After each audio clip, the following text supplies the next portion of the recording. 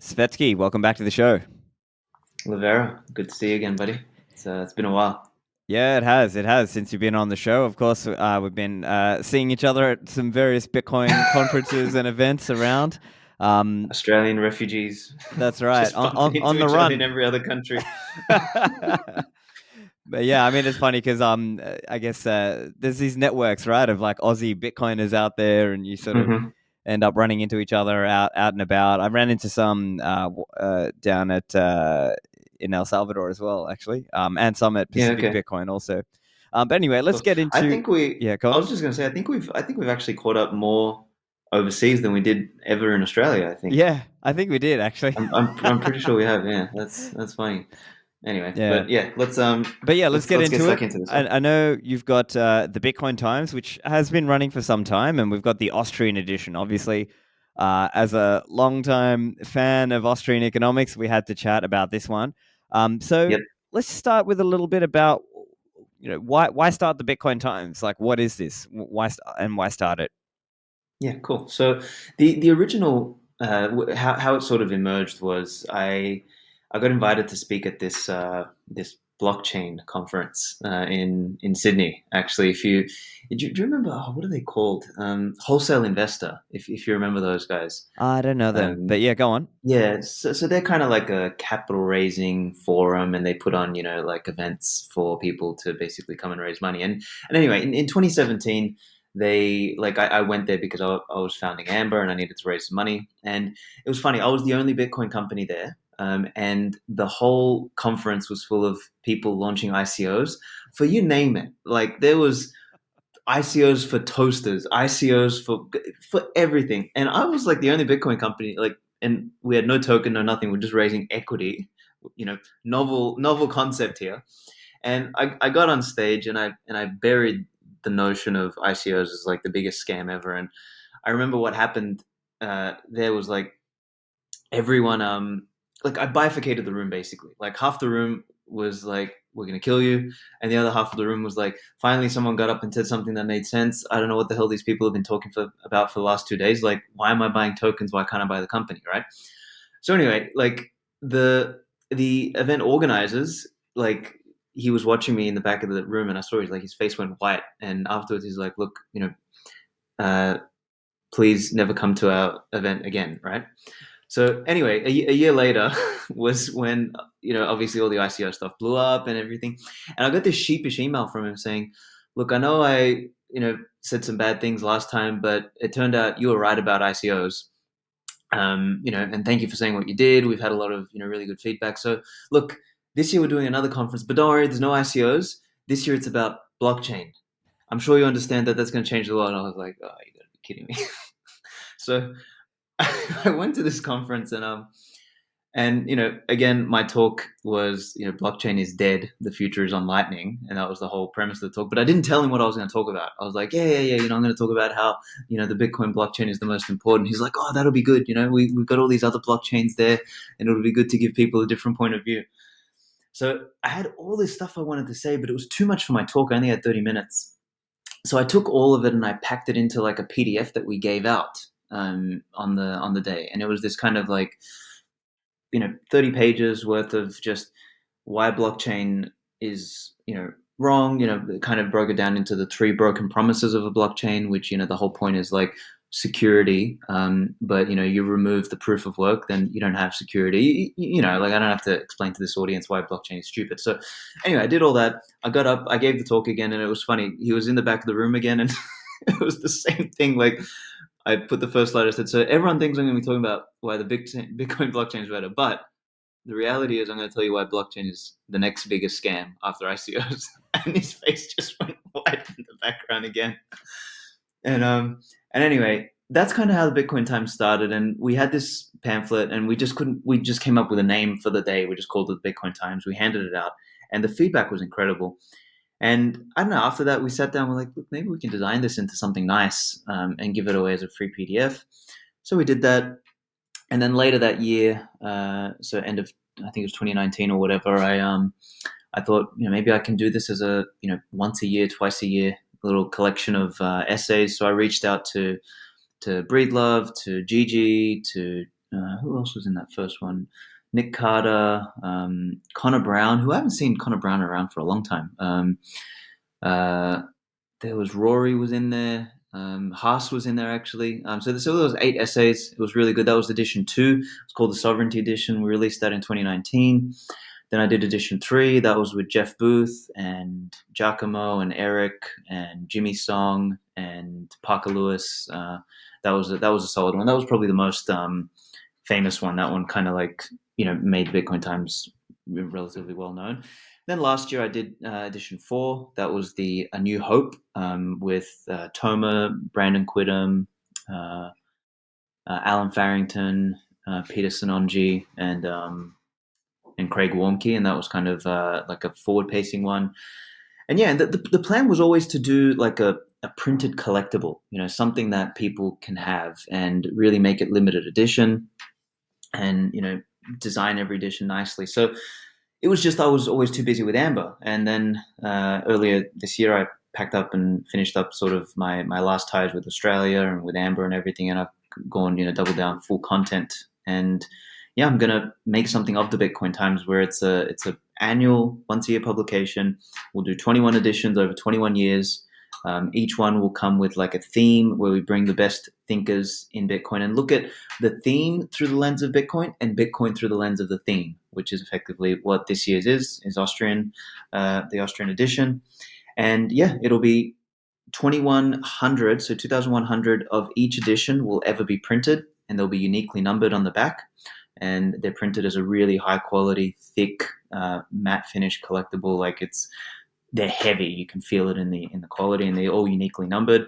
And there's like 6 numbers that we're going to hold for auction. So 1 of 2100, 2100 of 2100, of course, 1031 of 2100, copy 21 of 2100. So of each edition, those unique copies will be auctioned off, and yeah, people can get in there and buy the collectibles, and we'll do it on Amazon. So there's this whole plan now, which is to timeless content, uh, printed beautifully and available online as a PDF. Great.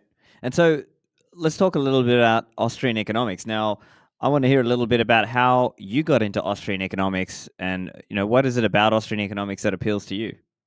Yeah, so my early journey was I kind of had some sprinkling of Austrian economics back in 2009, 2010, which was post obviously GFC.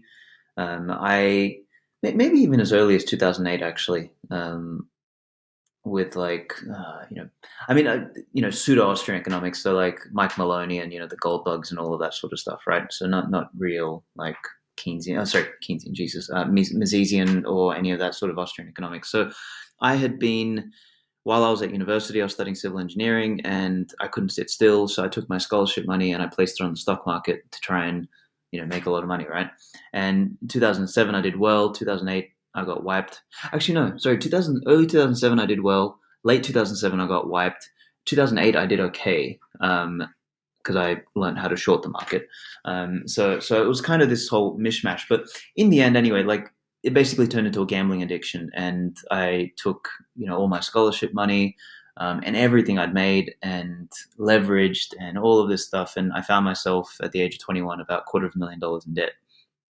And that's sort of where my entrepreneurial journey kicked off, but also where I was like reading, I was like, what the hell did I do wrong? And then I learned about QE and money printing and the gold standard and, that sort of stuff. Now I didn't specifically go down the Austrian rabbit hole at that point. Like it was, I just related to it. It made sense. Like I just sort of had this intuition that, yeah, well, you just can't print money. Like that doesn't make any sense because if, the productivity is not increasing, like, what the hell does the money mean? So like all this sort of stuff kind of made sense to me. But life took me on a different set of journeys. I went and started different businesses. Really went entrepreneurial, and it wasn't until Bitcoin again when I found it in sort of late 2015, 2016 again, and started going down that rabbit hole.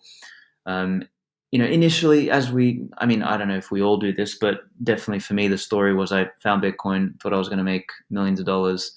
But the more I dug, the more I found something interesting and important here. And it was that rekindled the Austrian econ stuff for me. And, I'd say probably between listening to your podcasts, reading Safe's book again, and then really in 2019, probably 2020 was when I really moved into like actually reading some stuff. So I read my first bit of Rothbard. Um, and yeah, like when I read Rothbard, it was like, that meme, like, Yeah. it was at that kind of moment for me. I was like, what the hell have I been missing? What have I been doing?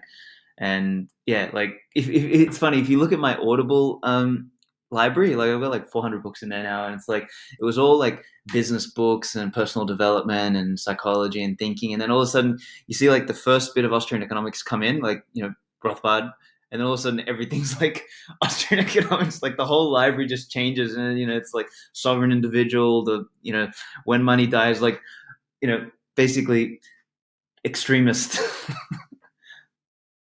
So yeah. Yeah. And it's funny in a way. I mean, what's seen as quote unquote extreme nowadays, I mean, of course, this point has been made before, this idea that the window shifts so far that even a Mm-hmm. normal person from 100 years ago or, 150 years ago, the views of that person are just seen as like some crazy radical extremist person. But the reality is that many people did believe some of these things. And we'll get into some of this around, why certain ideas and schools of thought, quote unquote, won out in the mainstream Mm-hmm. system, as opposed to, Mm-hmm. let's say, the Austrian ideas that you and I would like to see propagated around there. Um, so I guess the next question I've got is, why do an Austrian edition? Yeah, well, I mean, I think it was funny when I was thinking about what we're going to do for this year's theme. I just thought, look, this is the first year I'm really taking the Bitcoin time seriously. What is integral to Bitcoin? And I don't think there is anything, I mean, other than the obvious computer science component, but I mean, I don't think anyone wants to sit there and read about, you know, cryptography equations, in 70 pages of a, nicely designed thing. So, I mean, maybe there is, but, Maybe there's a market that's for sort that. of, I think there would be. maybe. But I just thought, there is, Austrian economics is like embedded within Bitcoin, and Bitcoin in many ways, as is argued in this edition, is a manifestation, is a practical application of the Austrian school of thought. And yeah, I just thought, what better topic to relaunch effectively the Bitcoin Times, and what better group of individuals than people like Seyfedin and Pierre and Bitstein, etc., to like really fountainhead this edition, and I obviously wish I had you in there, but time was a little bit tough, and we couldn't get you squeezed in. But we'll do an Austrian edition part 2, or maybe the Australian edition, like I told you VJ Konzo or something. But yeah, I think it was just the topic just felt right, and I'm so happy with how the essays turned out. Like, we've got such a beautiful spread of ideas in here, and yeah, I can't wait to share it with everyone. Yeah, no, that's great, and I've obviously I've had a chance to read it, so for listeners, so you're aware. So we can talk about some of them, and pull out some of the key ideas, and just maybe chat a little bit about some of the uh, key insights that were shared. So, for example, Mm-hmm. Safety's got his piece about making time preference low again in this one, and so a lot of those of us who are fans of Austrian economics or call ourselves Austro-libertarians, we like a lot of Hopper's thinking in how Mm-hmm. time preference has this relationship with civilization, and that Mm-hmm. actually people being able to accumulate capital is actually what creates what we now know as the nice, peaceful civilization, as opposed to the horrible, brutish, short life. Without these nice things that we all enjoy. Mm-hmm. Yeah, I mean, this sort of the whole basis of the time preference argument is, oh, sorry, time preference. The time preference argument is the basis of the Bitcoin fixes this meme, right?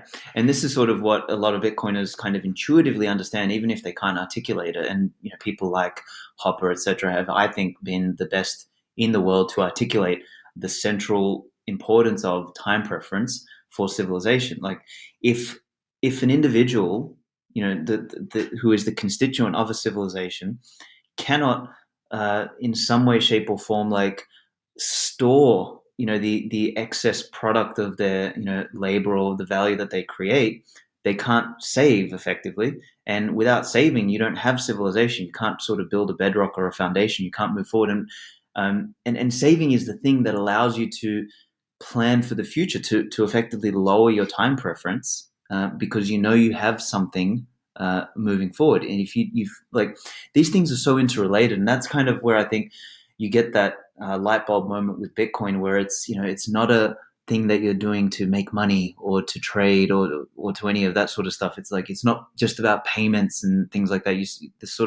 This light bulb moment switches for you when you're sort of going down that Bitcoin rabbit hole, where you're like, holy crap, Bitcoin fixes saving.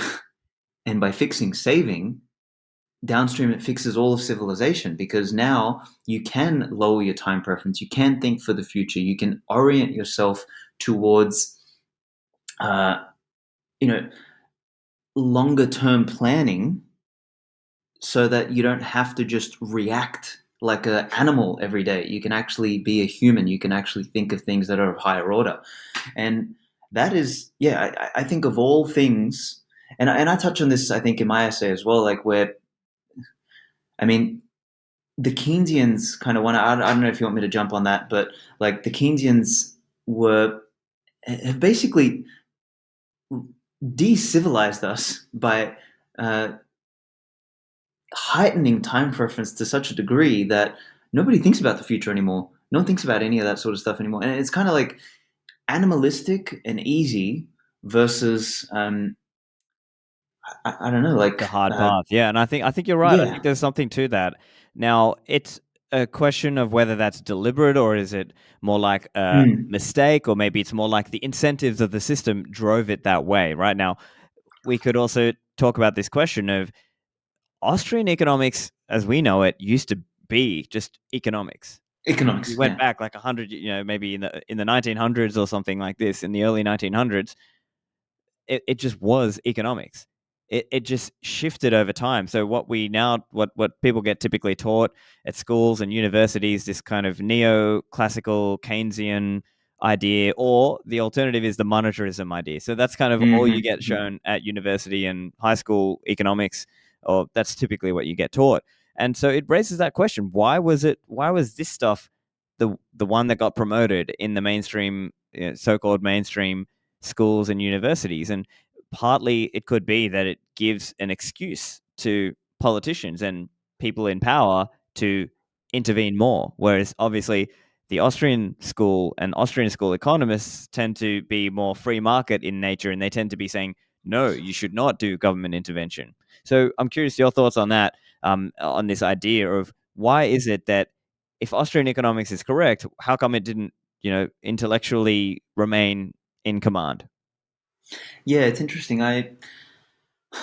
As you said, I don't think it's as clear cut to say that, hey, this is all one big conspiracy by the Rothschilds and the Rockefellers and the lizards to impose totalitarian rule on all the world, right? Like, that's just, in my view, Alex Jones was right about things on the surface, but the raison d'être behind it, I think, is a little bit naive to just think that this is all a grand plan. I think what happens, as you said, is the incentives orient in such a way in the near term that everyone is effectively looking out for themselves, and Austrian economics is very aware of that. It says that, and that's why it says not to try and play with the dials too much, because when you do, people then reorient, and everyone is kind of like trying to get out for themselves. And I think the problem that sort of emerged, and this is interesting. Like, I spoke with Raheem about this, who's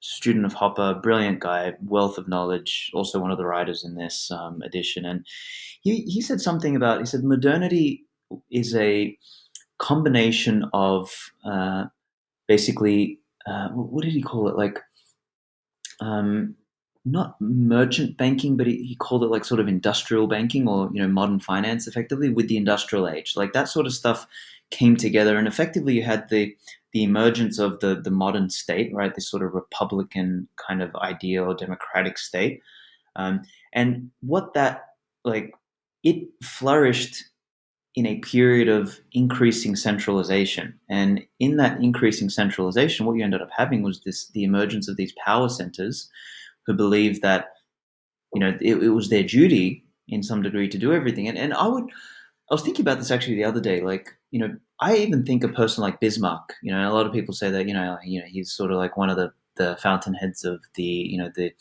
centralization of the world, and the state apparatus and everything. But I think if you took him from back then and kind of brought him to here, he'd be embarrassed about sort of the way the world went. He'd be like, Jesus Christ, what the hell happened? Or Napoleon, for example, or even any of those sort of early uh, figures who were sort of forces towards centralization.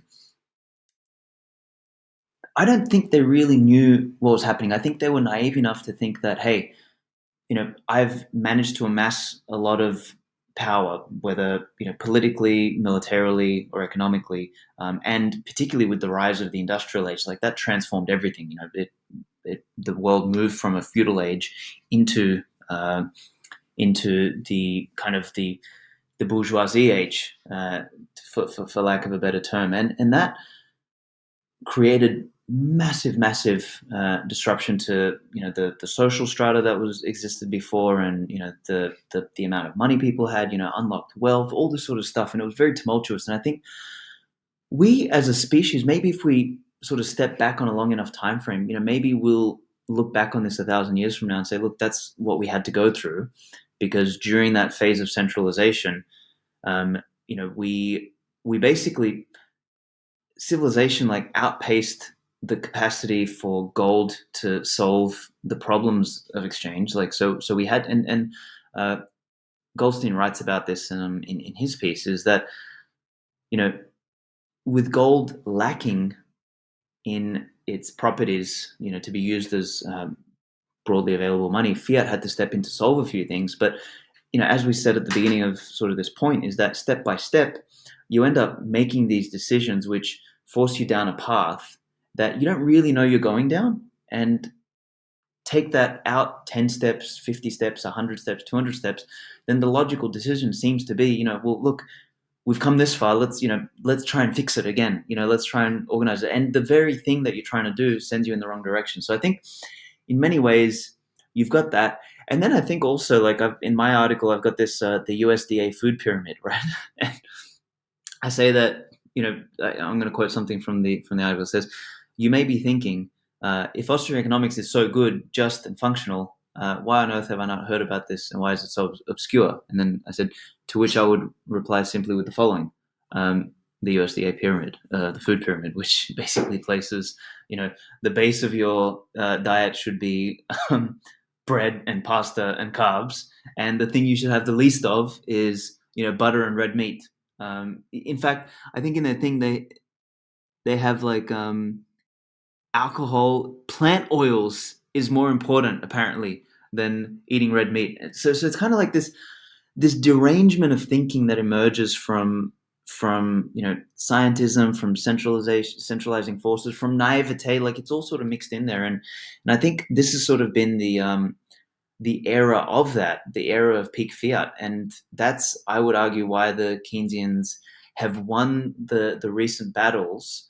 But you can only lie to yourself for so long until everything breaks, and then you need to sort of have an awakening. And I think that's sort of the moment that we're in now with Bitcoin. Yeah, I think you're right, and I think it's driving. It's coming to a point where the consequences are now being shown to all of us, right? Whether that is energy Mm-hmm, crisis mm-hmm, in various parts around the world, whether that is high inflation and people are now sadly struggling to afford things in terms of food and the life standard. So a lot of people, unfortunately, because of the craziness of the last few years and just the buildup of bad decision making over decades, people are taking a step backwards in living standards, which is unfortunate. And mm-hmm, mm-hmm, also, in recent decades, that's unprecedented, because up until this mm-hmm. point, you could sort of argue that, okay, for the most part, living standards were going up. But now it's like we're going in reverse right now, which is unfortunate. And I think we need Bitcoin as a corrective. And also that reminds me as well, the point that Safety makes in his essay in this edition of the Bitcoin Times. He talks about how Bitcoin changes our behavior. More people start to save. People start having a family. People start, giving up drug addiction and dealing drugs instead. And now they're actually thinking more about how can they save, right? And so I'm curious, have you seen that in either yourself or in other people in Bitcoin? It's funny how you just pulled on that thread, because I was literally going to want to pull on the same thread around where you said our material, basically living standards have been increasing. But what's interesting is during the fiat age, I would argue that a lot of our moral standards have actually been decreasing in the background. So we've had this sort of increasing material standards, but decreasing moral standard. Now, with there's sort of been this like gap between the two that's been emerged, like growing and growing and growing and growing. And now, because there's nothing substantiating the level of material standard that we've created, and all of the consequences are now catching up, now it's like the material standard is going to start dropping, and in the process, it's actually, I think, going to accelerate the moral standards going down, because people are going to start to get desperate. So you sort of have this downward spiraling, negative feedback loop, effectively. Yeah, and I mean that reminds Or me of more even accurately like said, when you see when in like poorer countries where there's just more crime, right? There's yeah, just more yeah, theft. totally, Like, and I mean, I exactly. have I could probably even think of real examples that I'm hearing from some of my family in Sri Lanka where, when things were going down economically, they were literally seeing more people stealing just because, what else are they going to do? Yeah, people get desperate. People get desperate, and that's super sad. So, I said negative feedback loop before, but it's actually, more accurately put, it's a negative positive feedback loop, in the sense that it's a bad thing, but it feeds on itself. And to Seyfedin's point, and what you just said there is like, I mean, Bitcoin is kind of like a emergent reaction to the moral decay that has been sort of setting into civilization, and in fixing, in giving people a mechanism through which they can sort of save and start thinking a little bit long term. It actually helps maybe turn that moral decay around, and in fixing that piece, then we have a chance to turn this ship around in a material decay standpoint. The thing is, and this is probably going to be the challenging part, and I've said this in the past, is that we are simultaneously the luckiest generation, but also the generation that drew the short straw from the bundle, in that we're going to have to endure clown world, because as much as Bitcoin's going to fix a whole lot of things, there's a delay, right? Like, it's not, and this is where all the shitcoiners and all the people who think you can just like fix something by pressing a button, they don't understand. They're like, yeah, Bitcoin's been around for 14 years, but look, the world is still fucked up. It's like, bro, you can't turn the Titanic around, you know, with a single turn of the wheel. Like, it takes time. Like, so I think, as I just sort of said, is we're lucky enough to effectively be the founding fathers of a new world. I honestly think, like, this is how significant the Bitcoin innovation is, but we're also going to have to go through, maybe crashing into 5 or 6 icebergs along the way, and hope we don't sink the Titanic and come Yeah. out the other side in a better direction. Yeah, and it reminds me as well when, let's say somebody has been eating very poorly and they've got a very bad diet and they get fat. But here's the thing: they didn't just get fat overnight. So Yeah. sometimes you'll see that person who's like going on the diet or trying to change their dietary, habits and their lifestyle, but they expect everything to come back in a day. It's like, mate, you didn't get fat in a day. You're not going to get like healthy in a day either. Like, it's going to take Yeah. time and the other really insidious thing is, I think Austrian economists can explain and understand this better, is this idea that capital accumulation takes time, and that what happens in periods of high time preference is people end up eating the seed corn, or they end up doing the equivalent of, taking that nice wooden chair and throwing it in the fire because they need warmth right now, right? It ends up destroying a lot of the productive infrastructure of society. And it's not just physical things, it's also even labor skills. Like, what labor skills are there out there that people have, quote unquote, forgotten how to do? Like, Oh if we man. lose the ability for people to, let's say, quickly build up nuclear power, maybe that's something that we've lost over time, or we're sort of losing over time because of the constant efforts against productivity and reliable energy. Yeah. I mean, that's a huge problem as well. And then there's the more subtle ones, which is craftsmen are disappearing, right? Like everyone is racing to become a financial person, or a trader, or you know uh, Or an trying to get a influencer job in Silicon nowadays, right? Valley, an influencer, exactly, like all this crap, right? And what's happening is we've got a massive gap of like skilled workers who can do the things that keep the world moving, like sorting out the electricity, or building a house, or using your hands for something. It's like, and you see it in like modern architecture, like I've been traveling Europe for the last couple of months with the wife, and going into the old churches, and like we went to Milan, for example, and seeing the level of detail in those buildings. Like, I don't actually think, with all the modern technology that we have, I don't think we could actually recreate any of that stuff, because those craftsmen are gone. Like, we were in Florence, and you look at the detail on the doors of the what was it? Not the actual Duomo itself, but where they baptize people right next door. Man, like the level of artistic dedication and devotion and beauty is like, that's all being eroded, because, as you said, people are getting desperate. Like, you have to have some level of wealth and savings. And Raheem and I actually spoke about this in the podcast that we just did. Is like, if you don't have that level of wealth and savings, you don't have the space to think about higher order stuff. Like, you're not going to sit there and learn how to design something really nice when you're desperate to eat, like, or you're not going to figure out an ergonomic chair when you just need to sit down. So you're just going to chop a stump and sit down on the stump. So, like, beauty and complexity and all of that nice stuff emerges after we have the base settled. And what we've sort of done in the last 100, 200 years as a civilization is we've kind of dug up all the foundations and thrown them away as like evil patriarchy, and everything else is crumbling on top, and we're wondering why. And it's the fault of you radical thinkers for pointing out that we screwed everything up. Yeah, and I think this is also a point that Ron Paul has made, which is to say that it's no coincidence that the century of central banking was also coinciding with a century of almost total war.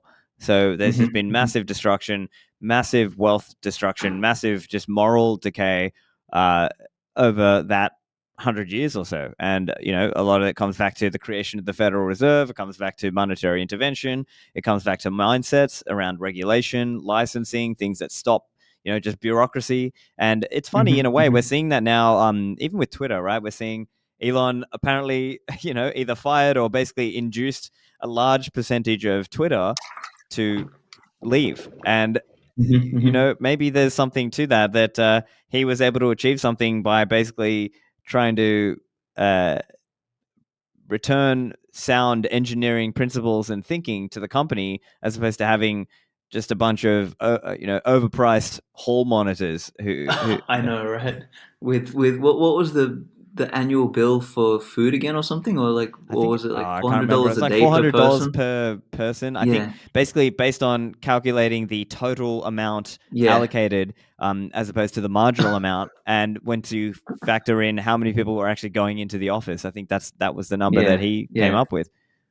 Wild, wild. I mean, I kind of laugh at the timeline we're on, right? It's like it's a strange world, because, like, Elon, like, I'll give him credit where credit's due. Like, he's an entrepreneur, he's a problem solver, but he's very much a fiat problem solver. Like, so sort of, he's got these kind of beliefs and ideas that are very like uh, current worldish. So he's not a paradigmatically you know forward thinking type of individual. So, like, for example, you put Elon Musk next to a Peter Thiel, right? Peter Thiel thinks about, like, what the world, could be, and he really thinks like from a paradigmatically different way, right? Whereas Elon, in some ways, he does that, but I think his ideas are kind of like ridiculous. Like, who the hell's going to go to Mars when we've got all this land here and we have a little thing called oxygen, and water like everywhere. I'm pretty sure we need to clean our room first before we, go and spend ridiculous amounts of money going to some barren wasteland with no oxygen and no water, right? Yeah, it's a bit Um, putting the cart before the horse, right? totally, totally. So I think there's some strange things like that, but just seeing all of this play out, like he becomes, by far the richest man in the world, and like, is basically a troll, and takes over the public square. I was hanging out with Jack a couple of weeks ago and just picking his brain on, like, what his early thoughts were on Twitter, and how he formed it, and did he envision it initially as this sort of public square. And he kind of said, look, because that wasn't what we were originally thinking. He said, I just was fascinated by the internet and how you could let people know what you're doing and create this sort of way to tell the world, like, this is what's happening here. And then he said it kind of then turned into, these sort of conversations. He said the timeline came afterwards. So Twitter's just sort of this fascinating story, and it's an example of like what happens in the world. Like, Jack Dorsey didn't set out to create Twitter what it was today, right? It just sort of happened that way, and that kind of is a microcosm of what we said earlier. It's like the world just sort of ended up down this path because you can never know where you're going to end up. Like, it just, there's these sort of series of iterations. And anyway, to sort of tie off the thought, it's like it's a strange timeline that we're on, that an individual like Elon, who is clearly a talented problem solver and a strong leader, but with a fiat sort of vision of the world, is now the richest person who privately owns the the public square where all the communication happens. It's so funny, man. It's so strange. Like, nothing surprises me at this point. Yeah.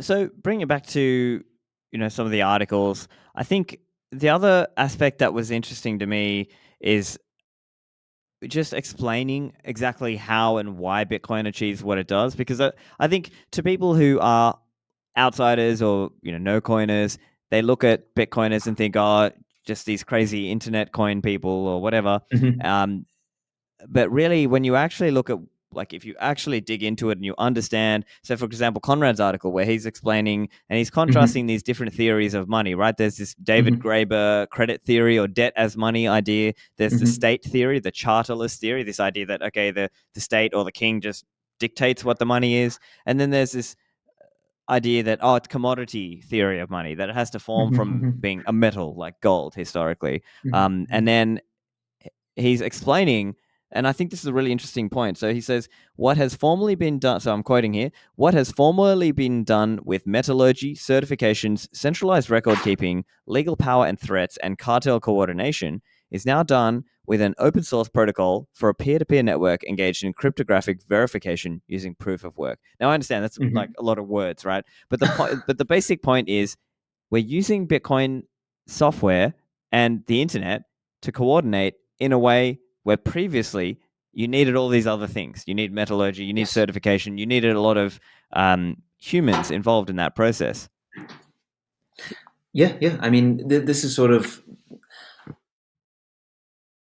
he Conrad put in Austrian terms what many Bitcoiners have tried to basically describe in either memes or bumbling tweets or disjointed conversations, right? Like, he's put some structure and rigor around that point, which is when people say, oh, Bitcoin wastes a lot of electricity, right?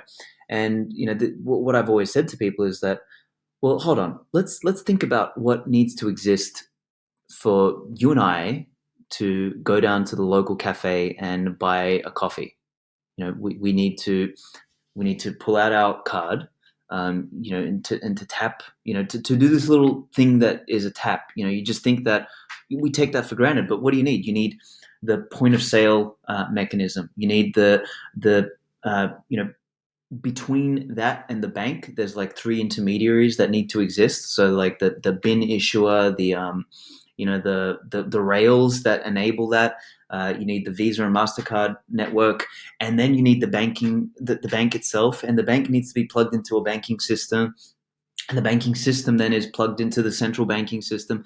Think about all the people and the infrastructure and all the crap that needs to be built just to maintain that stuff. And then you need like a judicial system, you need a state to make sure you kind of, let's just give them the benefit of the doubt that, the state exists to keep them honest. Like you need all of that stuff. And then you need the military industrial complex around that to make sure that, there is a monopoly enforced in order to deliver all this. It's like, how much energy does that use so that you and I can go down to the cafe and buy a coffee?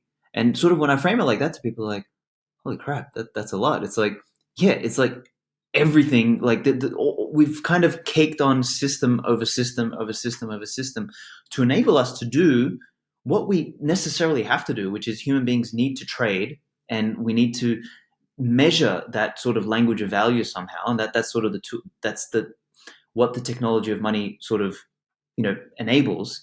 But because we've sort of we've got to this point in stages throughout history, like it's this really like Rube Goldberg machine version of money that is holding civilization together, and it's broken. It's breaking at the seams. Like we've got a the Tower of Babylon of money effectively. And Bitcoin kind of just does away with all of that, does away with the military industrial complex, does away with the state, does away with, the payment networks, the banking, like the intermediaries, like does away with all of that and replaces it with, this Raspberry Pi level node that can plug into the internet that anybody can run, and proof of work ASICs that convert electricity directly, effectively into money. And I know that's an abstraction, like it's not exactly how it happens, but that is like not an order of magnitude, but it's like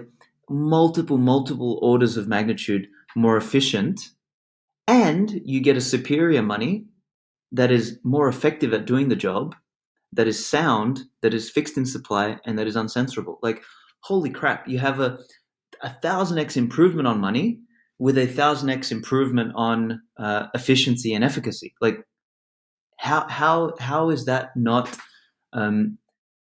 like Yeah, just a massive improvement, right? groundbreaking? Yeah, it's yeah. Yeah. And So I think one other point that we're touching on here as well is arguably a point that Bitstein made in his article, where he was explaining that it's only through trusted third parties that gold could even become saleable, right? Because on its own, mhm, it's not saleable, right? Like you would have to verify that piece of gold. You would need to transport it, and you might need to have armed guards. You might need a truck to move that much gold if it's a large amount mhm, that you're transferring. It might take a long time. Like there are all these trusted third parties that were required, as you spelled out, right? This banking system, the military industrial complex, the state, the courts, the law, all of these aspects that are required as infrastructure to even allow this gold, what previously was the gold standard, to operate. mhm, mhm, And of course, that's in a sense, that's what we're trying to get away from. Of course, it's not going to mhm, fully obviate all of that, but I think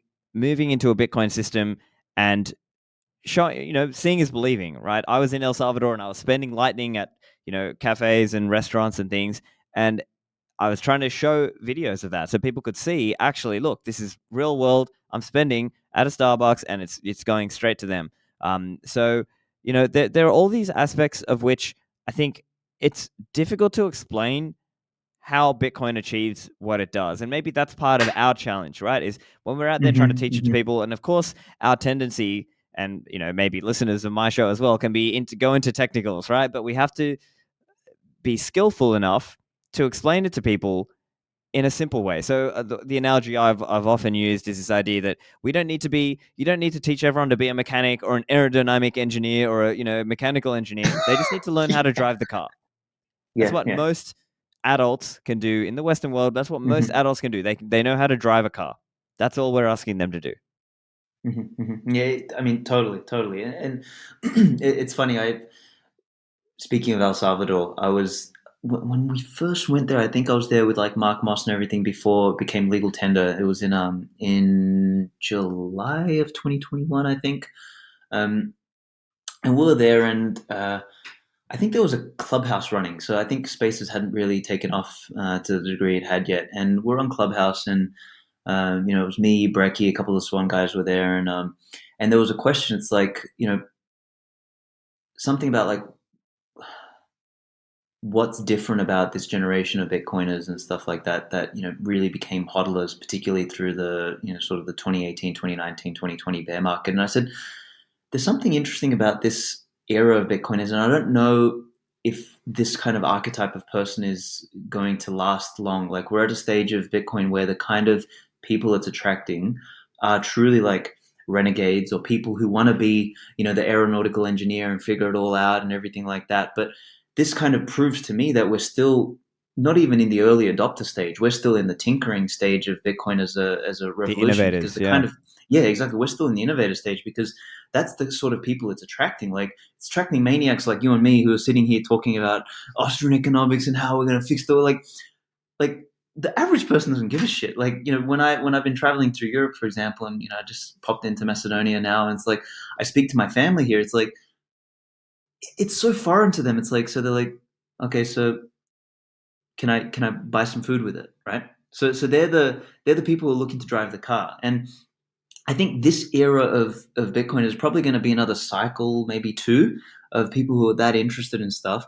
But at some point, it's going to be like people just don't care. It's like they'll take for granted that it's money, and that's what they're going to use. And it's like, I'm just sending some, I'm just receiving some. That's kind of like what I love about what John Cavallo is doing over at Synonym. He's trying to change the language. He's really taking a really interesting product approach for like how people will use this Bitcoin thing, and kind of trying to abstract away from Bitcoin and go to like, hey, this is just money, and this is a better wallet. It's a better way to spend. It's a better way to buy things. It's a better way to store your identity. And there you go. And I think we've still got a way to go to get there, because I still believe we need a strong cohort of the innovator archetype, because of just the nature of where we are with Bitcoin. But yeah, as you said, like at some point we've got to stop, or maybe not. It's not up to us to choose when to start or stop this. But at some point, we've got to sort of, the language will need to evolve to, here's how to drive, not here's how to build the car, or here's why the car works. Or Gotcha. here's Yeah. the mechanic thing. Yeah, and I think part of that, even if we look at Lightning wallets and how they've evolved, right? The early day Lightning wallets, you had to be an expert, or you had to know what was Mm-hmm. going Mm-hmm. on in the background. Oh, okay, I've got I've got this channel, but I don't have any inbound. Okay, let me spend some out of this channel now. I've got inbound capacity to receive. Oh, and okay, is my node down? Oh, I need to run this other thing, and I need to, there's just all these little aspects. And nowadays there are nice wallets like Breeze and Phoenix and Moon Wallet that handle all this stuff in the background, and you can just use it without really Mm-hmm. thinking too hard about it, because the complicated stuff is in the background. Now, okay, yeah, there's probably some more innovation coming and more innovation needed, and perhaps some level of social normalization too. This idea that, Mm-hmm. hey, Mm-hmm. hey, we went out to dinner and let me pay you back with my $30 for my share of the dinner. Okay, here, hit me with a lightning invoice, or maybe in the, let's call it the slash tags context with Synonym, it's this idea that I have, Svetski as a contact in my, BitKit or whatever, and I send you my share for the dinner or whatever. So maybe Mm-hmm. that's one way it could work. I mean, and that's not that dissimilar. It's not that different from, let's say, in the US, people using the likes of Venmo or Cash App to send to each Mm-hmm. other. Mm-hmm. So it's going to get there eventually. I think it's just harder to build in the non-custodial way, which is what we want to Mm-hmm. see. Um, Mm-hmm. so, but I think part of it then is, yeah. So even taking away the kind of technical, how do you use it? I think part of it is also, how do we explain the uniqueness of what we're doing here? Because I'll give you another Mm-hmm. example. One of the videos I showed in El Salvador was buying coffee at Starbucks using my Zeus wallet, like connected to Mm-hmm. my own Lightning node with my own channels. And so some of the commenters were saying, well, hang on, how's this different from Apple Pay? Or how's this different from India's UPI system? And you can Mm-hmm. understand how superficially, if you didn't understand what was happening in the background, whatever, we already have this. If you're in Australia, Mm-hmm. you've already got Pay ID, or you've already got NPP, Mm-hmm. National Payments Platform. So I think that's part of our challenge, is to explain, no, hold on. This is actually a separate monetary system, and it was self-sovereign from the sender's point of view, right? Like that's and it's Hmm. hard to, how do you convey that, right? Yeah, that's tricky. I mean, this is you know, we are all grappling, I think, in these podcasts, on Twitter, writing these articles, producing these publications to try and answer that question in a more eloquent way. And yeah, to your point, I don't know if we've answered it in a way that is compelling enough. Because if we had, I think we'd have the world would be on a Bitcoin standard, right? So maybe the day that question is answered is the day that we finally have hit that tipping point where you know the the usage implies that that answer has been found. I think we've still got a lot of work to do, but the funny thing is, I mean, if we look at all the FTX crap that's happened and all of that sort of stuff, it's the existing status quo keeps in some part doing the job for us by proving why the existing shitstorm is broken, and like why it doesn't work, and like losing everyone's money. And this is where Bitcoin's consistent narrative, and what I think Bitcoin has really done well, probably better than any other previous movement that I've seen, is like we've managed to distill complex ideas into these sort of simple memes that are so consistent about Bitcoin, like they just don't change. And that kind of over time trust, I think, has a deep psychological impact on people's ability to start to move their wealth onto this, because we're asking a big thing, really. Like once again, if I use my family here as an example, like they're not financially literate. They're sort of it's a ass backwards village in the corner of a country which is basically broken, ex-communist place and all that sort of stuff. That they don't get it, but they basically live paycheck to paycheck every month, because the average earnings here is 300 euros a month. Like that's how much people make here. Like they barely afford enough food. And for them, like the more subtle differences behind Bitcoin, as you said, like for them, it's a cash economy as well here. I think it's a 70-80% cash economy. Everyone just uses cash, they get paid cash. And like for them, they don't even trust putting their money in the bank here, let alone like putting their wealth into this Bitcoin thing. Like that's even another step foreign to them. So I think it's going to take us time. And as you said, it's not just a technological change or UX UI change. It's a cultural shift that needs to sort of happen, and that by definition is going to take a generation or two. And we just happen to be in front of it. So it's a I don't know. It's sometimes we all get caught up, and we definitely got caught up in this recent bull run. We're like, oh yeah, 250K Bitcoin and this and that, and like global adoption, and Salvador picked it up, and all the dominoes are going to fall. We're all suckers in that sense. Like we got carried away when it's like, hold on, bro. Like this thing is going to take a while. The world ain't jumping on putting their life savings into cold storage tomorrow. Okay, like hold your horses. And I think if anything, this is sort of a good wake up call for us, to sort of remind us that we're not all king shit. We don't know everything. We're not going on a Bitcoin standard tomorrow. It's going to take some time, and we just need to basically practice what we preach about Bitcoin, which is we need to orient ourselves in a low time preference manner, and just like plug away. We just need to do the small things consistently every single day, in the same way as Bitcoin does the small things consistently every single 10 minutes.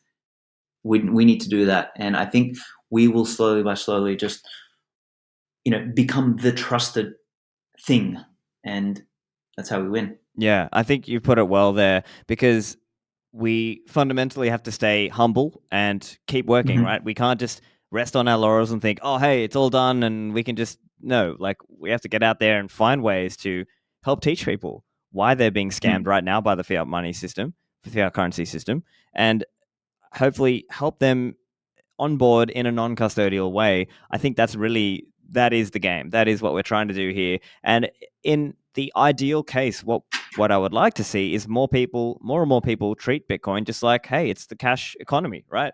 Bitcoin should be the cash That, economy, right? They should be doing totally. lightning economy back and forth, right? If I go and work in your restaurant as the waiter or whatever, and you pay me in sats, and then I go and buy my food with sats, and that could be how uh, this advances. If only we could if only we could show people the way. Yeah, I mean that cash piece is very interesting because as much as we're conditioned to have moved away from cash in the West, like whether Australia or Sweden or America and all that sort of stuff, like a big proportion of the world is still a cash economy. And yeah, if we can get good at articulating Bitcoin as cash, like here we go, we're back to the white paper. I'm going to sound like Roger Ver now. Bitcoin is electronic cash. Well, with Lightning, But it really is, so it really is.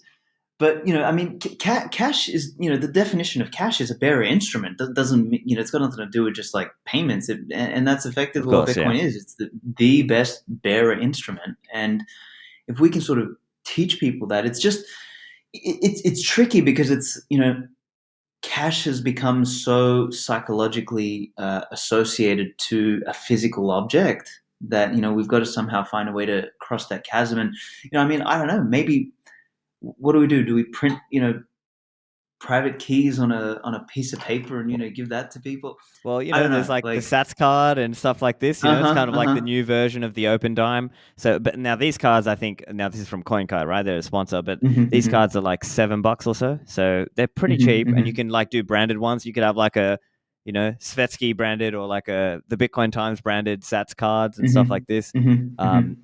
I don't know. That's one idea, but yeah, look, I think part of it is it's just going to take time, and I Time, think that's the it. other aspect is focusing on the young generation, right? Because they are Mhm, more tech mhm. savvy. They're just natively using phones and tablets and things. So maybe for them, it's an easier bridge for Jump. them. Yeah, yeah, yeah.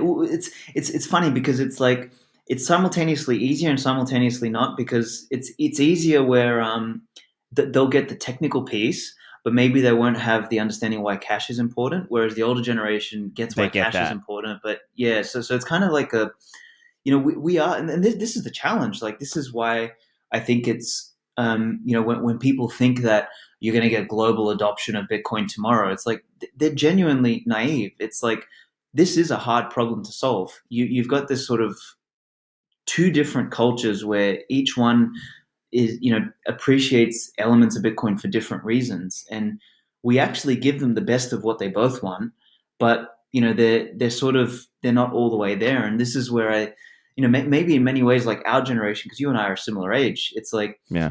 we kind of grew up just before the tech boom, and we sort of we were in school. Maybe that's why also like we get it so well. It's like it's a no brainer. We're technical enough to get that piece, but we're also you know old and bald enough to get the get the like the cash piece, and it's like sort of comes together for us. It's like this is obvious, and yeah, I mean maybe we need to like do a Bitcoin times gen. What are we, a millennial edition? We need to do the Bitcoin times millennial edition where Well, I people mean, like us write why it makes sense. yeah, but I think that's the other thing as well because a lot of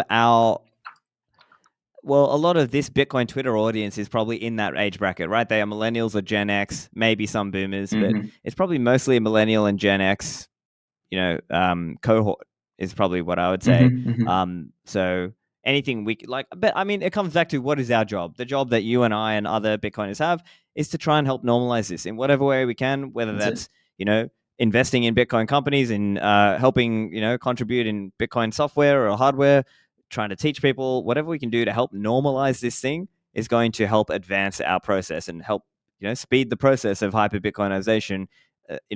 But at the same time, we have to be humble and say, look, it's not going to happen tomorrow. It's not just going to happen. It's going to take work. We're going to have to all put in that work. So Yeah. yeah, I think Well, I that's was going to say probably just to yeah. finish that thought. I was just going to say like we are literally building those cathedrals that took hundreds of years to build. Where you're starting it, and you're never going to see it to fruition. Like I think we're doing that in a modern sense. Is like we're going to set the foundations for something that we're not going to be alive to necessarily see the fruits of. I mean, maybe we will be. We might be lucky enough that this will happen so fast that we'll get to see it. But yeah, in many ways, like our time is going to be spent laying these foundations, and that's if there's something that is like kind of brings some chills down my spine and makes me think of there is still hope for humanity, that the essence of greatness still exists. It's that. Yeah, So well, I anyway. think that's a great spot to finish. So, listeners, make sure you check out the Bitcoin Times. Svetsky, tell us where can they get it and where can they follow you? Yep. So bitcointimes.io, they'll notice that it'll redirect to bitcointimes.com.au because I had an Australian URL for it. But the shop is now live. They can buy Edition 3, Edition 4 collectibles. They're available for shipping right now.